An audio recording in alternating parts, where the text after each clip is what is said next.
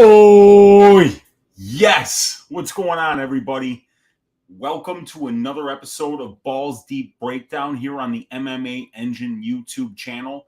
This evening, we will be breaking down the co-main event of the UFC Vegas 57 card that's coming up this Saturday. That's going to be headlined by Arman Tsarukyan versus Mateusz Gamrot. Tonight, we will be breaking down the co-main event of this one, and that is going to be the fight between Shavkat Nomad Rakhmonov against Neil the Haitian Sensation Magny. It is going to be such a banger. We've got an undefeated mixed martial artist here in Shavkat Rakhmonov, 15-0, all 15 wins inside the distance by finish, like almost half of them by sub, almost half of them by knockout. Kid's got incredible conditioning, a ton of power, good wrestling, a fantastic submission game, and we just haven't seen any weakness out of the kid yet. And then going up against him, we've got a very experienced Neil Magny here with 33 professional fights, 25 of them at the UFC level. So is Magny going to be able to give Shavkat Rakhmonov the veritable vet lesson here on Saturday? We're going to have to wait to find out, but we're going to break down all the stats, all the tape study notes, and try to hit all the angles of this fight. Who's going to win? Is it going to finish inside the distance? What are the best prop bets? What's the best money line bet here? But we're going to break it all down for you guys. I want to say what's up to everybody that's in the chat tonight. And let's see, we got my guy Headley one in here. The first one in the room saying, jump on Shavkat inside the distance when it comes out. It will get juiced, just like the Shavkat line will. Absolutely. We got Brandon saying, can't wait for the breakdown, man. We appreciate you, Brandon. It's always good to have you in here, brother. Thanks for hanging out for another episode of Balls Deep Breakdown with me, your host, Uncle Weezy. We're going to do this tonight, you guys. Headley one is saying, I was on the same Court McGee money line, and Dawkins fight goes to decision bets with you, but I hedged with Wells KO at plus 450 and Delidze KO at plus 800. So I broke even. It took me a year of losing my ass to use risk management. That's really good because I did not arb out of either of those bets. I kind of felt like Court needed to wear on Wells, and he didn't do that. So that hurt. But it's it's the game that we play. I got shaved because Dawkins had never been finished. Well, he got finished, and that cost me the fight goes a decision bet. Court McGee had never been finished outside of once in 31 professional fights. Well, he got finished on Saturday. And then I had the Julian Marquez finish only prop, and I was playing the durability of Marquez because he had never been finished, because he was so durable. He gets finished in the very first round by Rodriguez, who just swarmed him. And then also there was Tony Kelly had never been finished, had the over 1.5, had the fight goes to decision there, even had Kelly by decision. He got smoked in the very first round. So, yeah, I mean, when you're as wrong as I was on Saturday, you're bound to absolutely get your ass shaved. And I did not bother to hedge. I congratulate you for doing so and definitely getting it right, because when we do get it wrong, if we do hedge and get that right, we can really minimize our losses. So good on you for doing that, Headley one. We got my guy Brady in here, DFS by the numbers. Why aren't you in bed yet, dude? This guy's been up for like almost 24 straight hours, coming back from Austin, Texas, where he got to hang out with the Pub Sports crew and actually got to attend UFC Austin live at the event, which had to be absolutely amazing. Good to see you in here, Brady, saying Shavkat has finished all 15 of his wins, and Magny has been finished 6 times, 5 in the UFC, and that's in 7 losses in the UFC level. Shavkat is currently minus 400 on the money line, but minus 130 inside the distance. Yes. Yeah, and that's the thing here, is that Magny does get finished a ton, and Shavkat, is something we're going to talk about here, is just an unbelievable moment winner. Not a minute winner, a moment winner. And he can do it with his hands, he could do it with his feet, elbows, knees, and he can also do it with his submissions. So, yeah, it's a very interesting way to look at this fight.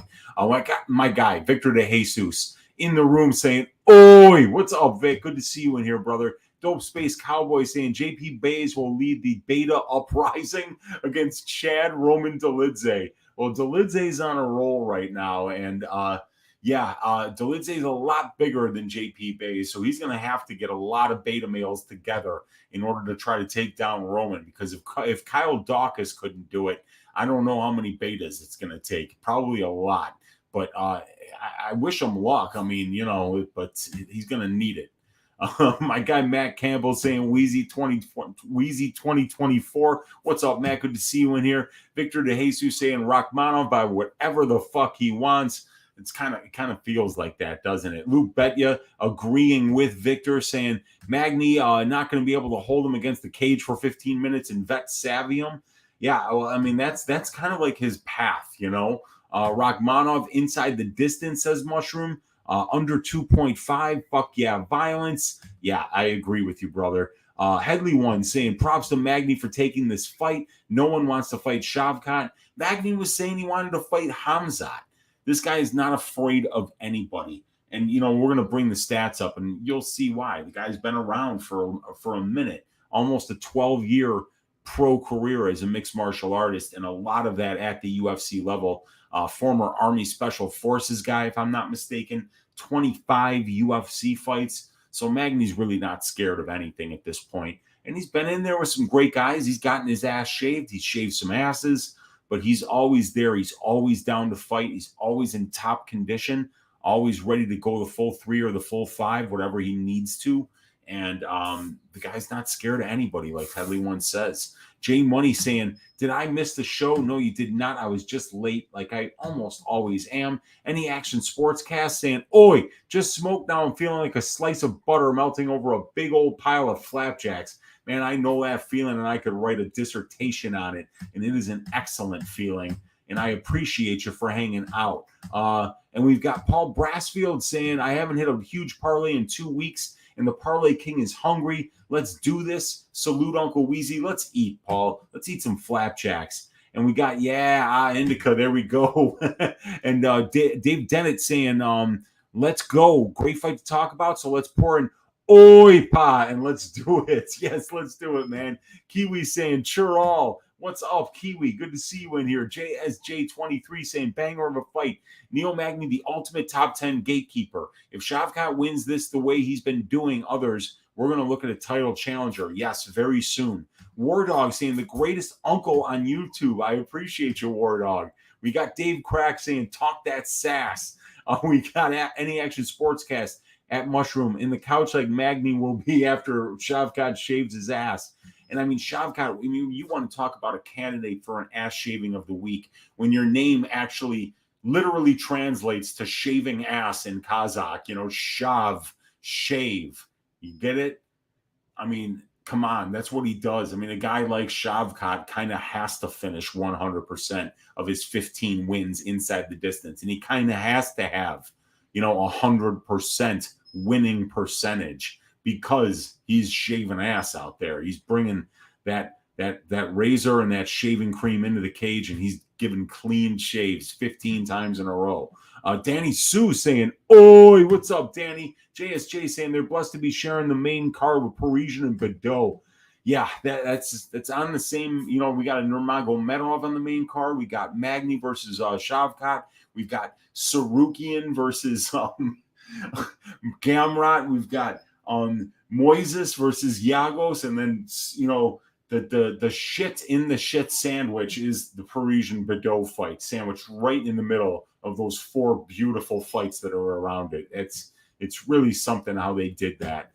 Danny Sue saying Shavkat by clothesliner. Dude, I haven't seen a clothesline in so long, but what an effective move. You get him right across the old throat. The legs go flying up in the air. The head hits the canvas. And then you kind of lay on him while the referee comes in and gives you the 3 count. I think it's a great way for Shavkat to finish this one. Maybe if they can bring it to a ring instead of a cage so that he can actually throw him against the ropes and get that momentum coming back at him for the clothesline, that would be sweet.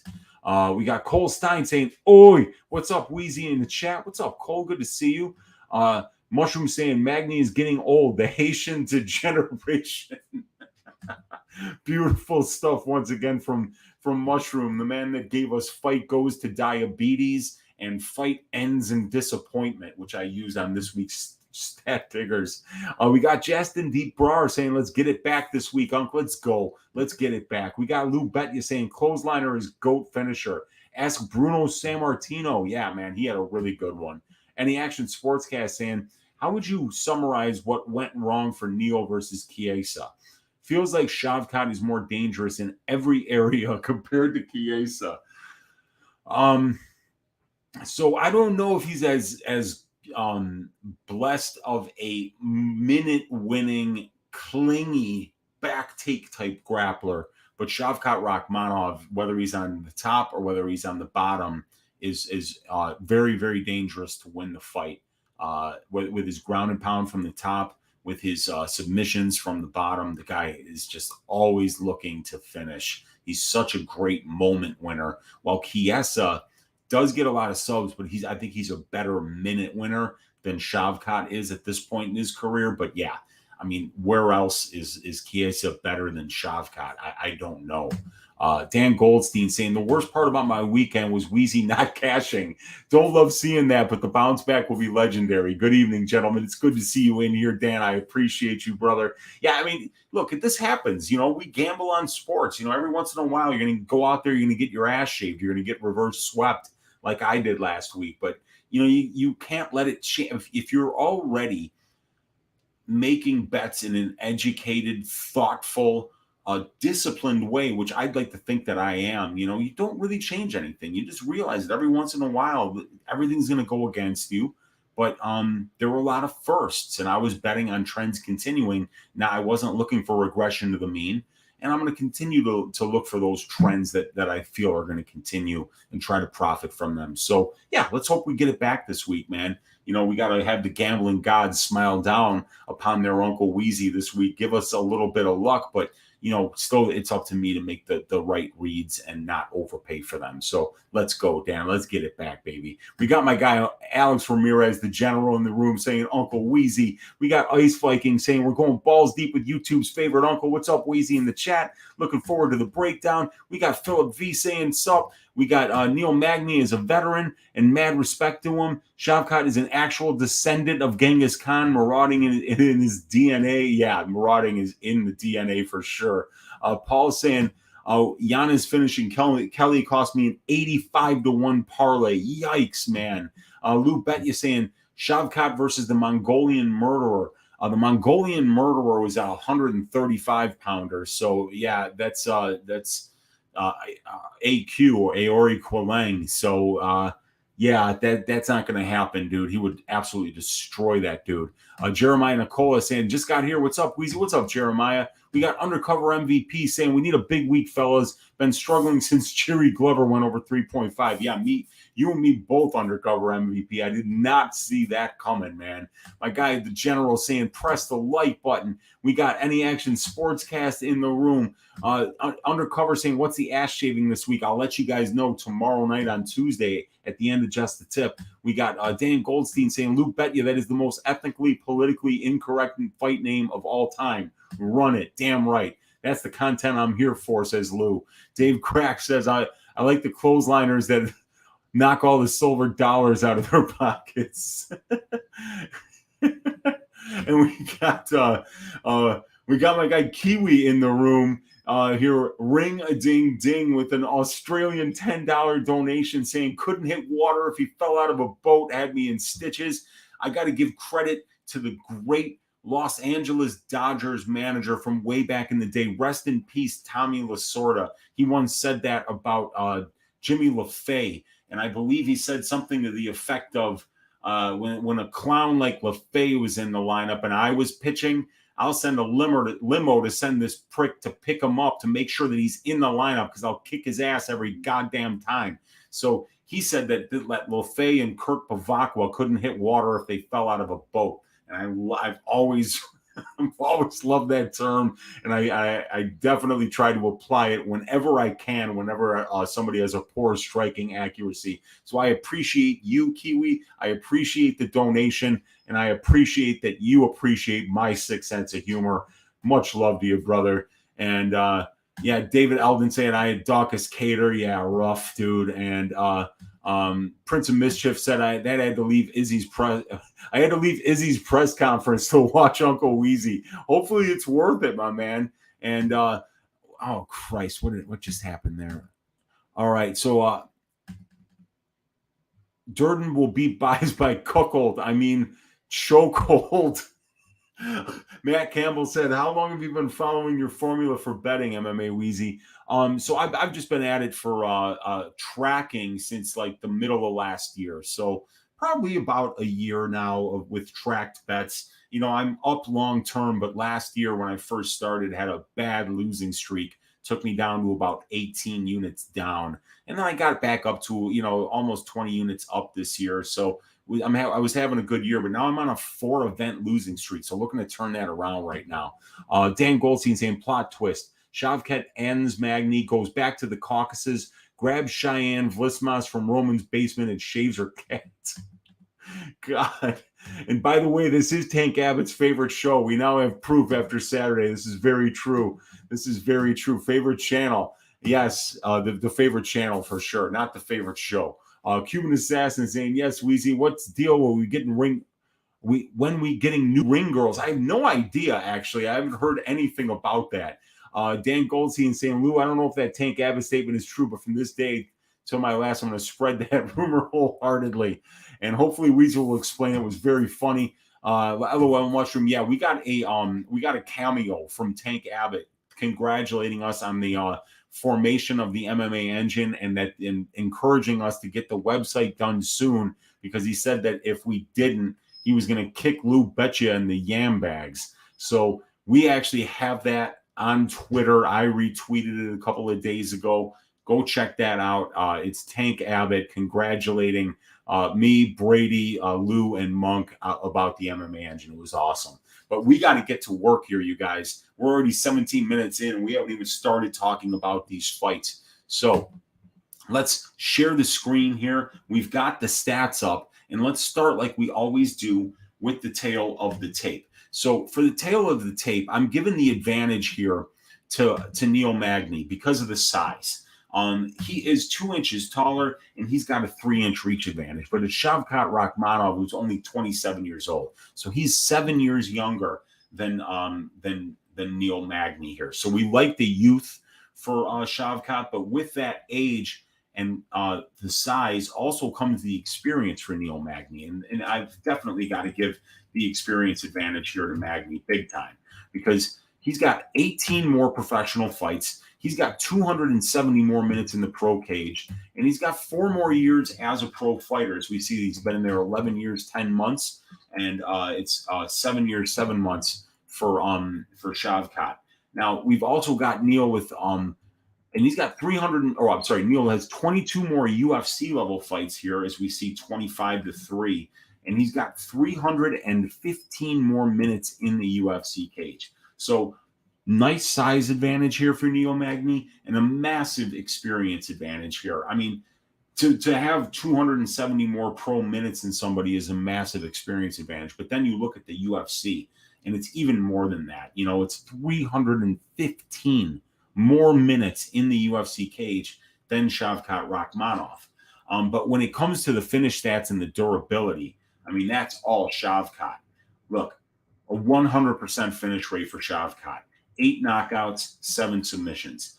All 3 of his wins, obviously, at the UFC level are finishes, 2 submissions and a knockout. While Neil Magny has finished 34% or 33% of his UFC wins by finish.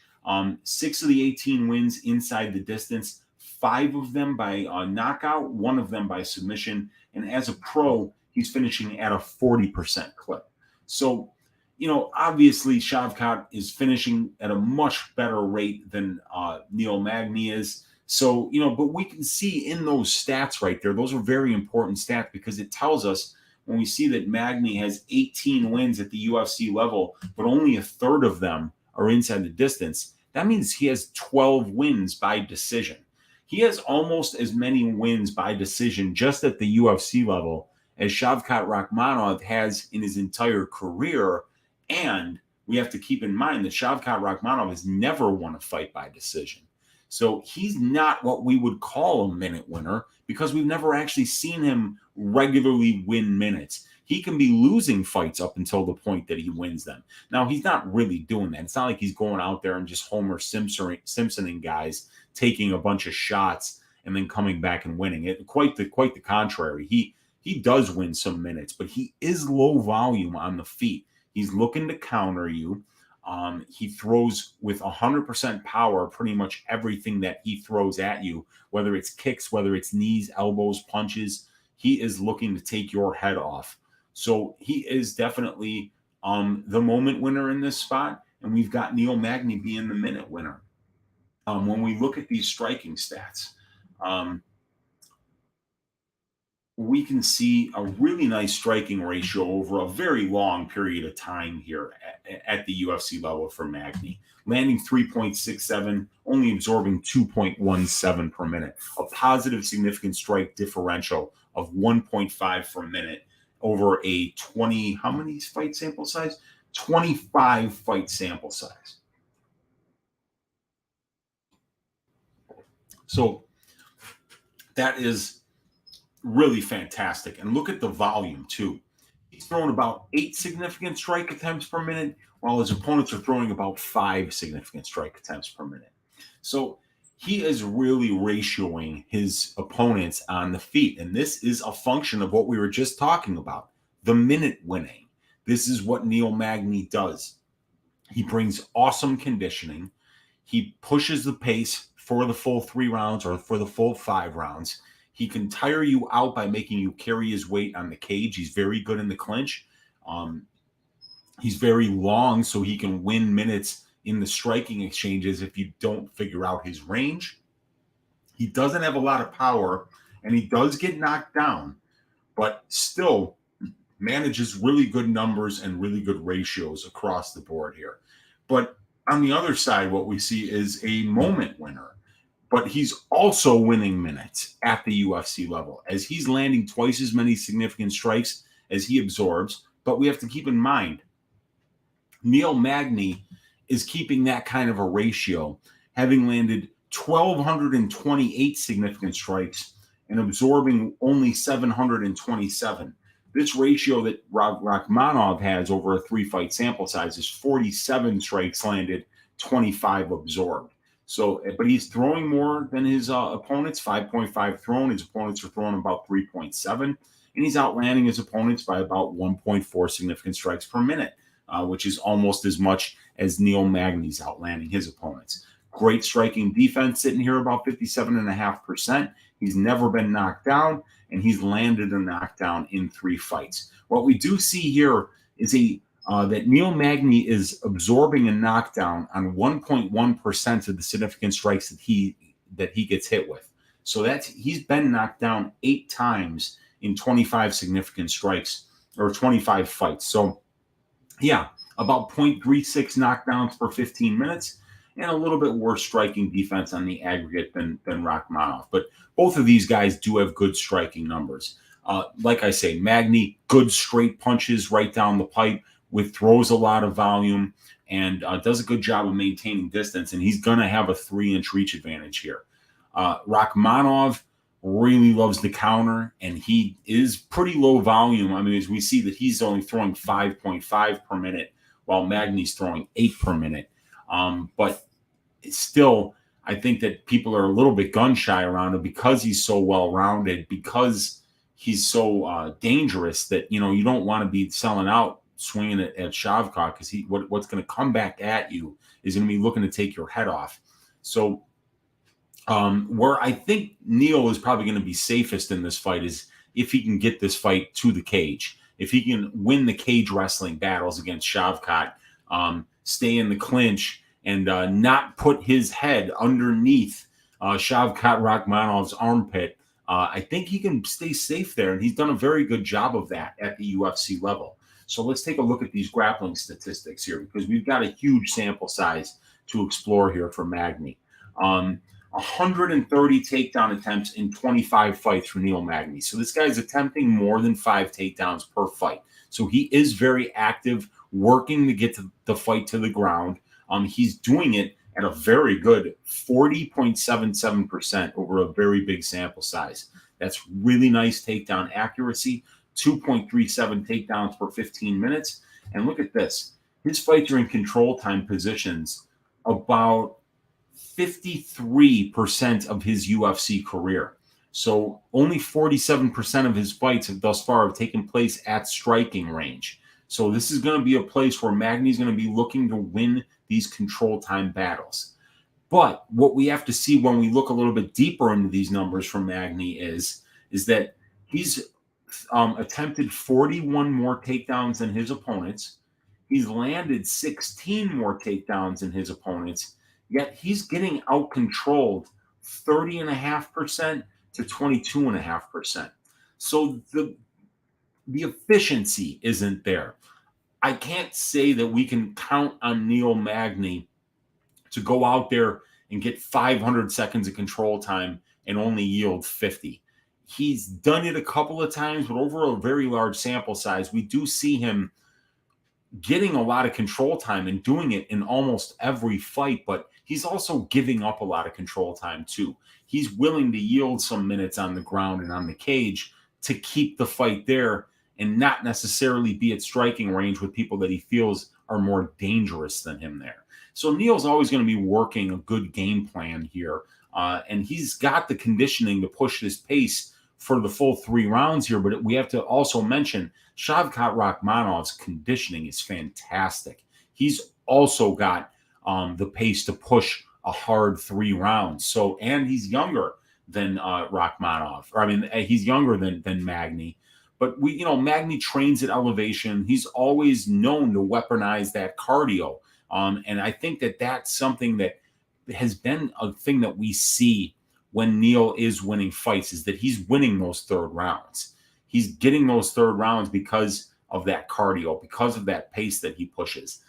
I don't think that he's going to get the third round here for sure, because Shavkat, while he's less experienced and he's lower volume, he's not going to get tired.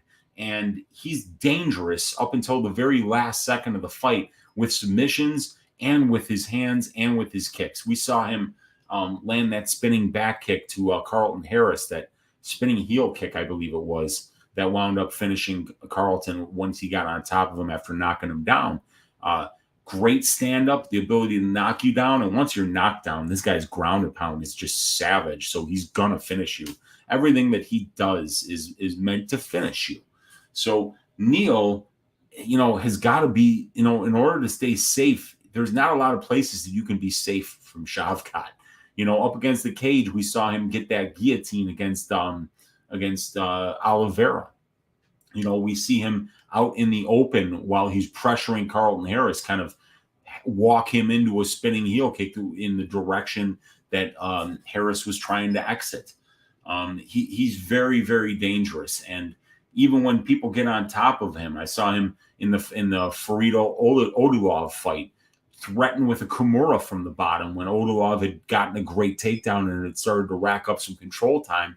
He was from side control, worked a Kimura, and wound up using it to almost submit him and then stand up, and then wind up landing some big shots after he stood up. So, yeah, Shavkat's very dangerous. He's gotten 2 takedowns at the UFC level, and his fights are also taking place in control time positions for large swaths, and he's very, very comfortable there, having that Sambo background, having that great submission game, having that great conditioning. He can scramble. He can be in reverses. He can be getting takedowns, defending takedowns, and do it for the full 3 rounds and still be dangerous the entire time. So while, I will yield that Magny should be the better minute winner here, both on the feet and on the cage and even on the ground, as he gets his takedowns at a 40% clip, and has gotten 53 takedowns in 25 fights.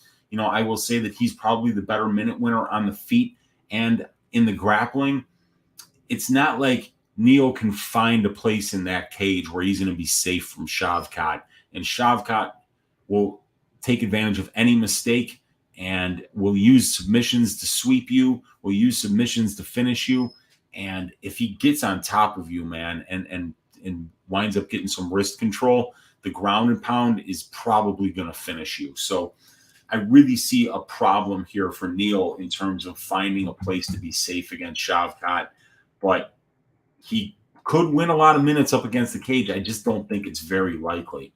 When we look at the strength of schedule here, we're going to see a better ratio overall for Shavkat Rakhmonov. And in addition to that, almost as experienced the competition as Neil Magny has fought. And we look at these wins, and they're even more impressive for Rakhmonov thus far. We have to keep in mind, that Rakhmonov came into the UFC at the age of 25, and his first opponent was Alex Cowboy Oliveira. And then after that, he got an 11-3 in the UFC, Michel Prazeres. And then after that, he gets the last fight, the win against Carlston Harris, who was 2-0 and on a big winning streak, had just, gotten a big win over Izgakmaev on the regional scene in front of Dana White, and then won 2 fights in the first round in the UFC level, and who's a very well-rounded, very dangerous finisher in his own right. So got that win and made it look easy. So now we're moving up to a guy with a number next to his name.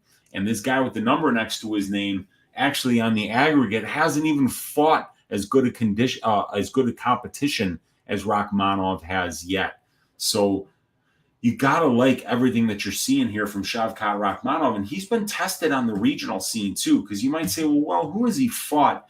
Back when Magny was fighting Dos Anjos, who was this guy fighting? Well, we see Thiago Verajao here in M1, so this guy's fighting in M1 in the Battle of the Nomads. That's where he's getting his regional scene competition. 28-6 Thiago Verajao, 11-3 Danil Prizaka, 10-4 Rinat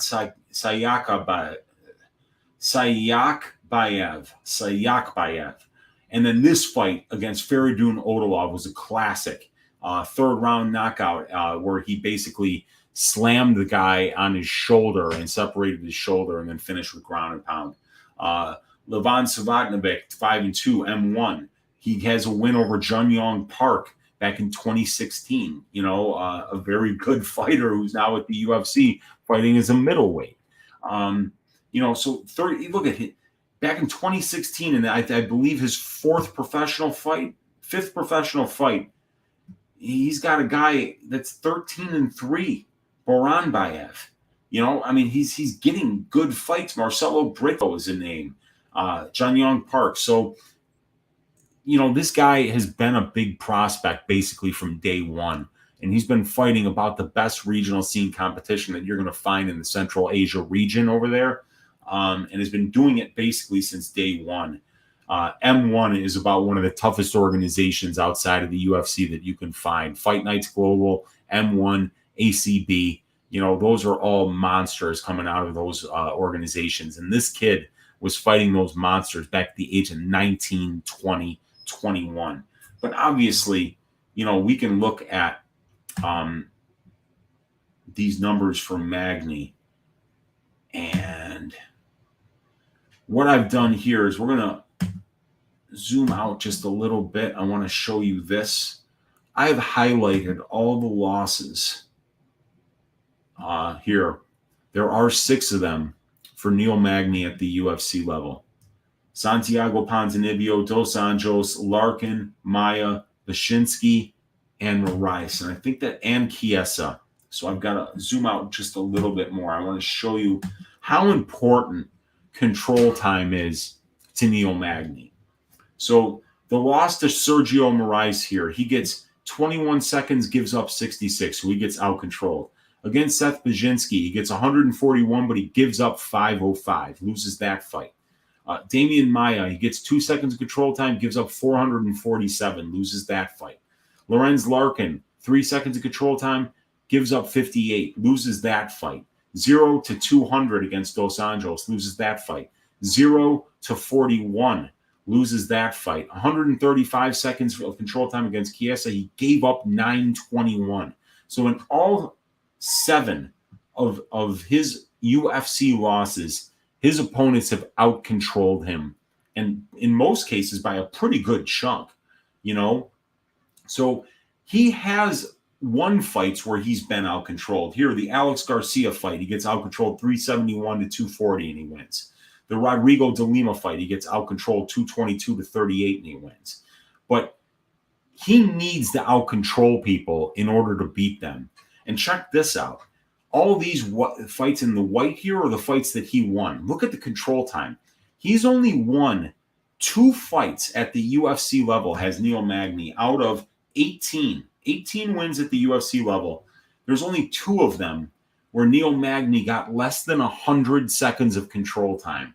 1 second of control time here against Johnny Hendricks, and he was controlled for 600, but he still managed to win that fight because Johnny Hendricks did nothing with the top control time. He also had another fight,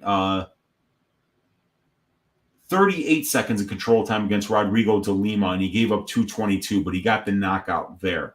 But every other fight that he's won, he's got at least 100 seconds of control time. And in some cases, a lot more than that. But you look, 273, 103, 494, 139, 306, 117, 309. There's the 1 second.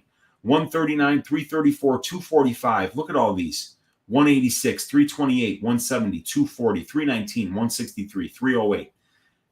A lot of his fights are taking place in control time positions for or against, but it's clear that that's where Magny is going to be the most comfortable.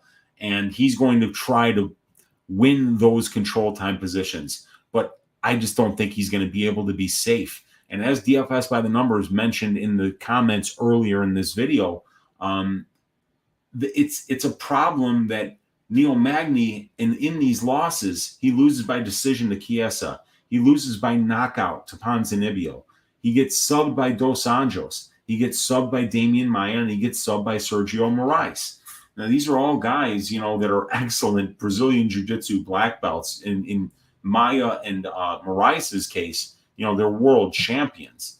But this guy has been subbed 3 times at the UFC level. And let me tell you something, dude. This guy, Rakhmonov's got a killer guillotine. He's got a great Kimura.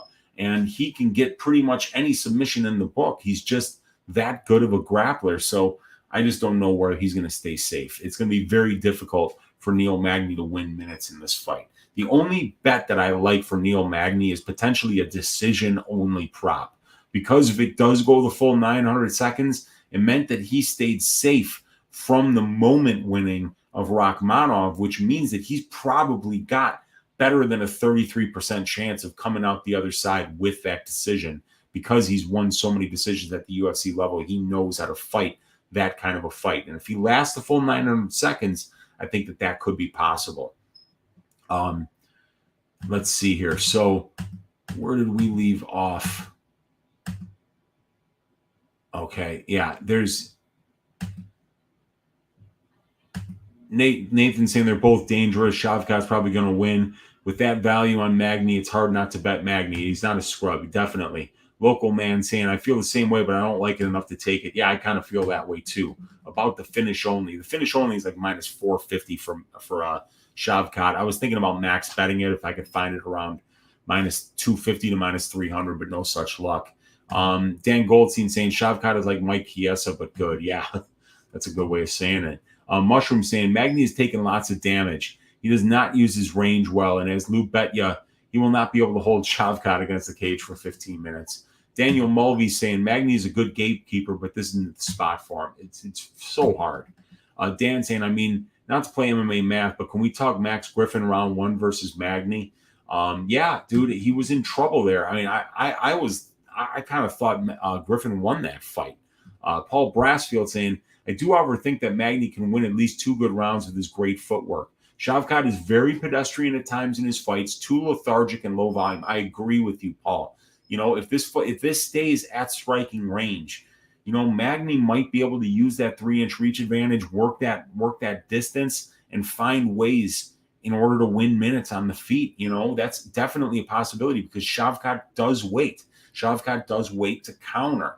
And if Magny can get in his punching range and stay out of Shavkat's, land those good straight down the pipe jabs and twos that he lands, could be interesting. That could be a path for him here. But, it still just seems like if you're on that Magny side, you're going to be holding your breath for the full 900 seconds, just waiting for that one big shot, or just waiting for that one grappling mistake, looking for that takedown on that single leg and putting your head on the outside instead of it being on the inside and winding up in that guillotine. And then if you wind up in the guillotine, he doesn't even need to finish. He just needs you to roll your back. You roll your back, now you're dealing with Shavkat's ground and pound. Jaw help you. If your head is pinned up against that fence and you can't move it, dude, that ground and pound is going to end you. So it just feels like if you're betting Magny, you're just kind of waiting for that hammer to drop, and Shavkat drops hammers. Nathan Pietra saying I might sprinkle a Magny KO prop. That'd be ballsy, but it would also be fat. Don't do it. It's possible. Anything's possible. It's mixed martial arts, man. And he's saying not much. Don't worry. Dan saying Max Griffin put it on him in the first. I think Shavkat can get him out quick. Yeah, I mean, Shavkat can get anybody out quick. I'd rather lose money betting Shavkat inside the distance and have my butt cheek clench for 15 minutes, hoping Magny grinds it out. That's exactly my sentiments, Lou. Mushroom saying Shavkat will ass shave Magny. He's better everywhere. Dominant, violent ass shaving. Hey, shave. Nathan saying, yeah, it's funny how certain scenarios determine how we watch these fights. Yeah, that's for sure. Dan saying, yeah, Lou betting anything wrong in this fight, coming out the other end. Win or lose, looking like present day Betty White. It's not looking good. I think all the critters might have gotten to her at this point. Daniel saying, normally I like to live bet Magny, but I feel Shavkat is dangerous in any round. Yeah, that's the thing. Magny's a great live bet spot because of that conditioning. Because if your conditioning isn't on par with his, it's hard to win third rounds off of him. Dude, Shavkat's not going to have that problem, especially as low volume as he is. You know, he conserves his energy, and when he uses it to try to end the fight. Magny is slick on the feet, says Nathan. Ash shaved the like button, says Mushroom. Appreciate that. Daniel saying Shavkat was down 2 rounds against Odilov and then came back and killed him in the third. Dude, Odilov was so close to finishing him. But Shavkat was close to finishing him in a couple of spots, too. It was one of the great fights that you can watch on that tape index for. But if you just, I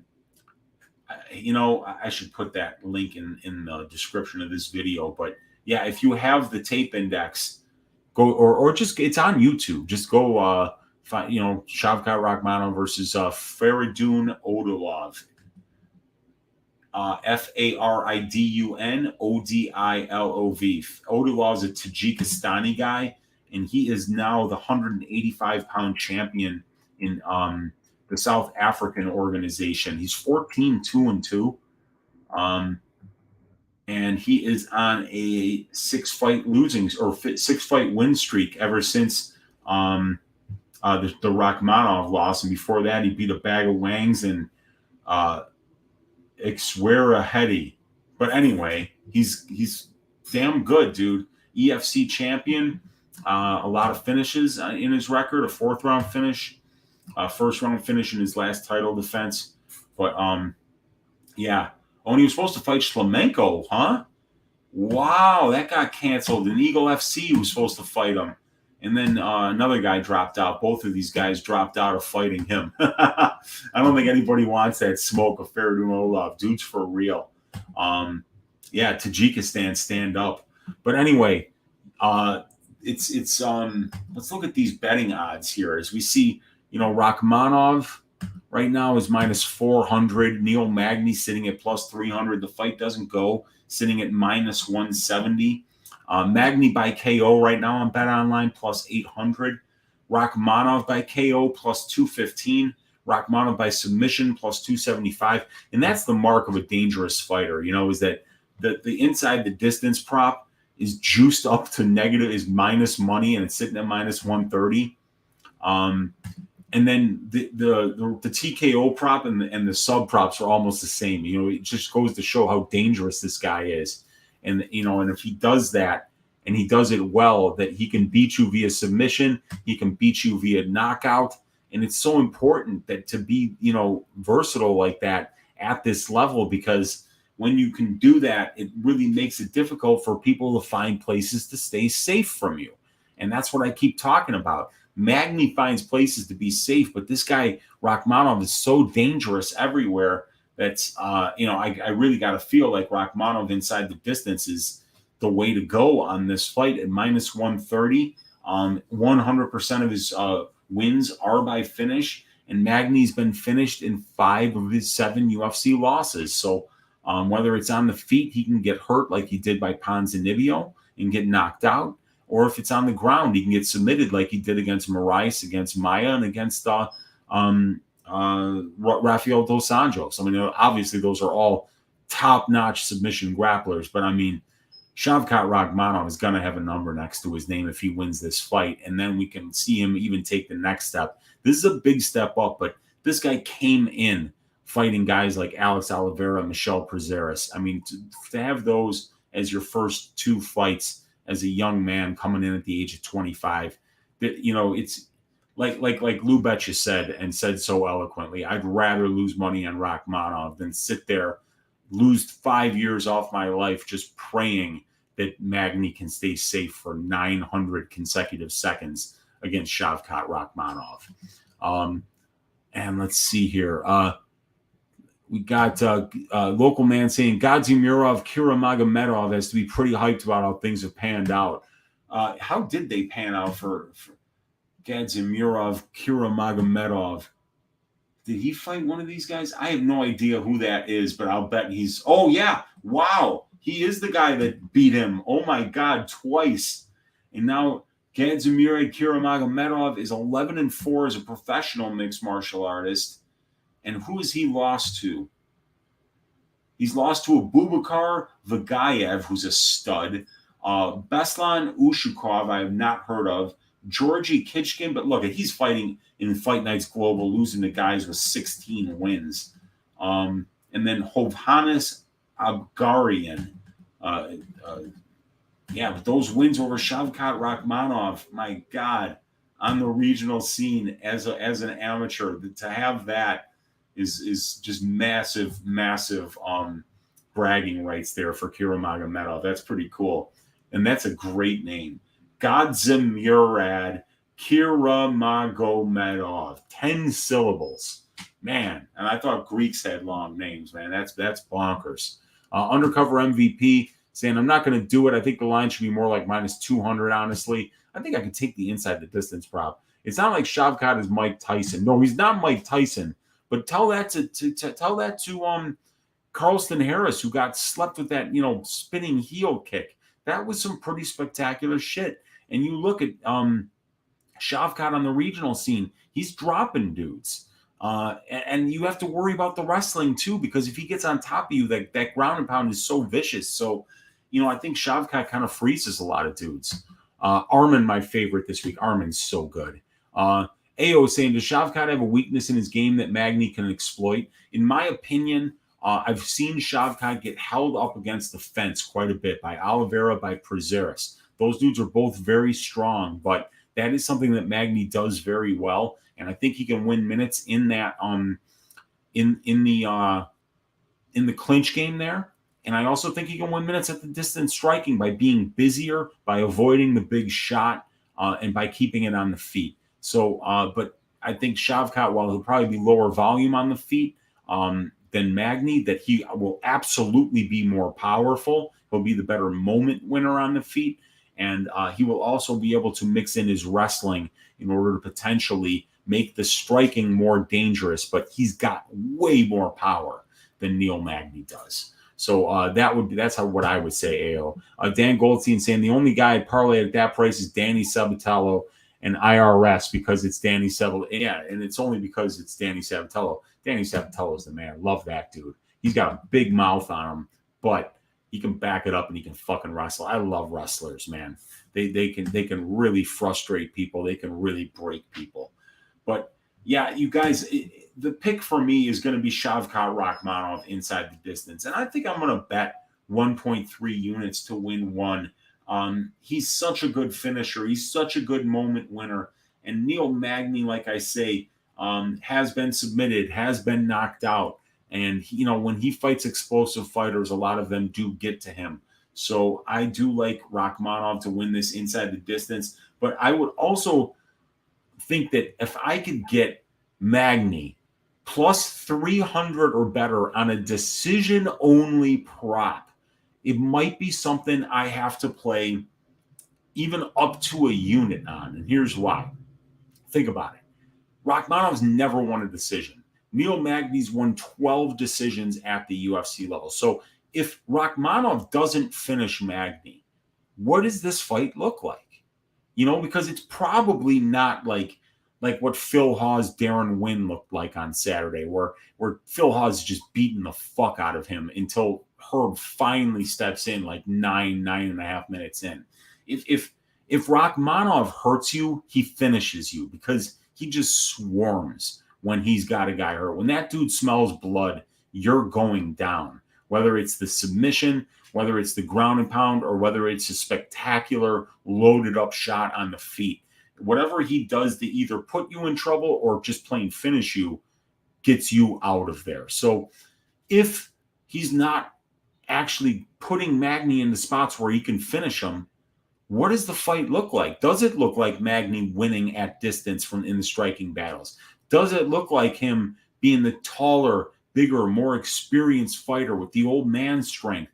Is he holding him up against the cage, landing some elbows, landing some dirty boxing, frustrating him, making him carry his weight, maybe making him slow down as he goes into the second and third, and then even winning more minutes? I'm going to be looking at that decision only prop because I'm really pretty confident, that like right now, Rakhmonov 80% implied to win this fight. So he's winning this fight 8 out of 10 times. And the bookies are telling you at minus 130, which is the best line that you can find, that, you're paying about 55% implied probability. What is a minus 130? Minus 140 is 58. So minus 130 is sitting probably around, let's see, minus 130. So 56% implied probability. So, they're giving you a 56% implied probability that Rakhmonov finishes this fight, So the other 20% is that Magny gets the win. So that's 70, that takes care of like 3 out of 4 outcomes. In those other 1 out of 4 outcomes, I don't really see Shavkat winning a decision. I think it's a smaller percentage in that. So I might take a crack at that, and just say if it does go the full 900 seconds, there's a good chance that Magny might be on the split decision. And if I'm holding the plus 300 ticket, I feel like I got a good spot there. But Shavkat inside the distance, minus 130. Because Magny doesn't have a whole lot of finishing equity, we see that he's only finished 6 out of his 18 UFC wins. Because of that, and we see the wins that he does finish against an 0-2 Rodrigo de Lima, against a 1-3 William Macario, against a 3-2 Kichi Kinomoto, against a 3-4 Hyung-Gu Lim, against a 3-8 Hector Lombard, and against an 0-2 Craig White. Those are the guys that he's finishing. He's not finishing Shavkat Rakhmonov. So I kind of feel like a decision-only prop is a good free roll where you could maybe even, like I say, get plus 300 because Magny's such a big underdog. That's a cheeky way to play the underdog here, and without having to worry about if the fight finishes inside the distance and Shavkat finishes him, you lose nothing with the decision-only prop. So I think that's a great way to play the fight. I also think Shavkat inside the distance, like I've said 4 times already, minus 130, great way to play it. But I don't think you have to play the time props because I think it's baked in to Shavkat's win condition and Neil Magny's win condition. If you're thinking about that over, why not just bet Magny? And if you're thinking about the under, why not just do Shavkat Rakhmonov inside the distance? So that's the way I'm looking at this one here. Local man saying sub prop 275 KO plus 215. Which do you think is more likely? I think they're equally likely. So I would say the better bet is sub prop because you're just getting better odds on it. But I think KO is just as likely as the sub is. Shavkat's dangerous everywhere. Almost half of his finishes by sub, almost half of his finishes by knockout. Let's see. We got Dan saying, when the secondary book I use opens, round prop start. If I can get 2 starts at minus 150 or close to, I'll bite. Give Magny the credit of not dying straight away. Yeah, that's not a bad look. Austin G saying, I'm not on a side, but I think that sub plus 275 is nice. Magny 4 losses by sub, 2 by KO. Yeah, he's been sub twice as many times as he's been knocked out in his losses. So definitely not a bad look there. But yeah, we're 55 minutes in here, you guys. I think we've went through all these numbers and given you a really good look at this fight.